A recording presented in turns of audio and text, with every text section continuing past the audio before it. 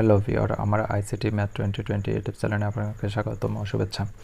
আশা করি ভালো আছেন। আপনি যদি আমার ইউটিউব চ্যানেলে নতুন হয়ে থাকেন তাহলে অবশ্যই সাবস্ক্রাইব করে বেল বাটনটি ওপেন করে রাখেন। আমি গত লেকচার ভিডিওতে দেখিয়েছি ডি মর্গানের উপপাদ্যর প্রমাণ 3 ইনপুট বিশিষ্ট উপপাদ্য।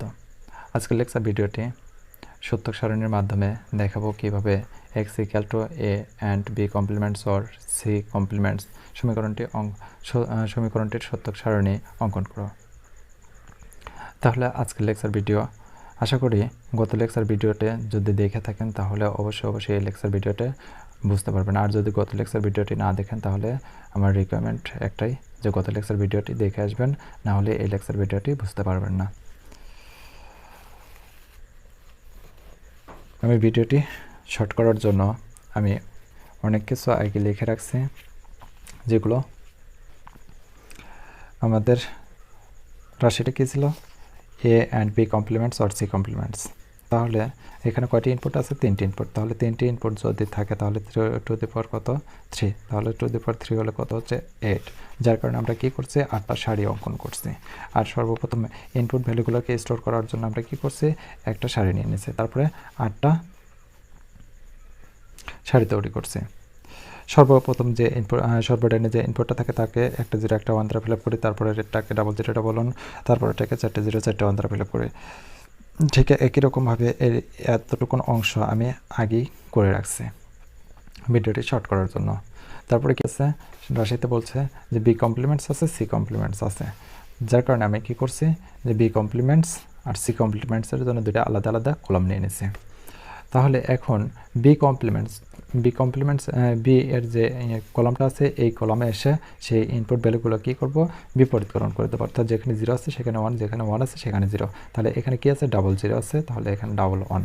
এখানে কি আছে, ডাবল 1 আছে, ডাবল 0 হয়ে গেল দুটো কলমে, দুটো ঘরে। এখানে ডাবল 0 আছে, ডাবল 1, 1 আছে 0, 1 আছে 0।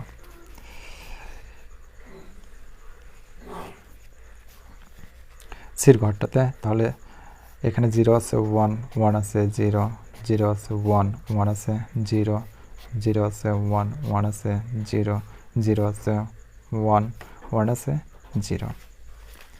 এখন এই কলামটাতে এ অ্যান্ড বি কমপ্লিমেন্টস, তার মানে এ ইনপুট,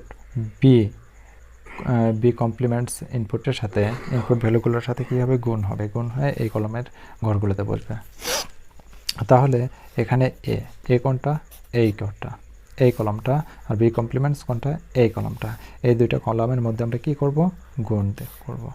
তাহলে 0 আর 1 গুণন করলে কী হবে, 0, 0 আর 1 গুণন করলে 0, 0 আর 0 গুণ করলে 0, 0 আর 0 গুণ করলে 0, 0 আর 1 গুণ করলে 1, 1 আর 1 গুণ করলে 1, 1 আর 1 গুণ করলে 1, 1 আর 0 গুণ করলে 0, 1 আর 0 গুণ করলে আউটপুট রেজাল্ট 0। তারপরে এখানে এসে এই ঘরটার সাথে আমরা কি করছি, সি কমপ্লিমেন্টসটা, অর্থাৎ সি কমপ্লিমেন্টস কোনটা, এটা, এই কলামটা কি করে দেবো, যোগ করে এই ঘরটাতে বসিয়ে দেবো। তাহলে 0 আর 1 আর 0 যোগ করলে কী হবে, 1, 0 0 যোগ করলে 0, 1 0, 1 0, 0 আর 1 যোগ করলে 0 আর 0 যোগ করলে 0, 1 যোগ করলে 1, 0 1 1 1 0 1 0 1 0 0 0। এটাই অ্যান্সার। আর একটি রাশি নিচ্ছি আমি, আর সূত্রক সারণীর মাধ্যমে ফাংশনের যে অঙ্কগুলো আজকের লেকচার ভিডিওতেই আশা করি শেষ করে দেব।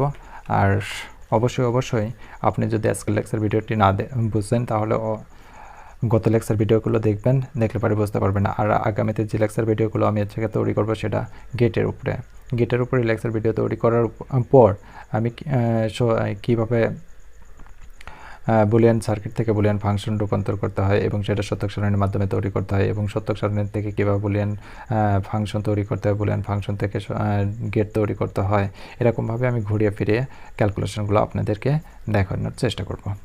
তাহলে এখন আগের মতোই আমি এই ইনপুটটা কী করলাম, একটা 0 একটা 1 একটা 0 একটা 1 সরি, একটা 0 একটা 1 এরকমভাবে ফিল আপ করে নিলাম। তারপরে ঘরটাতে 0 0 1 0 0 1 1, তারপরে ঘরটাতে 4টা 0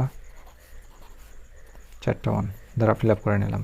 এখন এখানে এসে এর ঘরটাকে কী করে দেবো আমরা কমপ্লিমেন্টস করলে, তাহলে 4টা 0 আছে, তাহলে 4টা 1, 4টা 1 আছে, 4টা 0।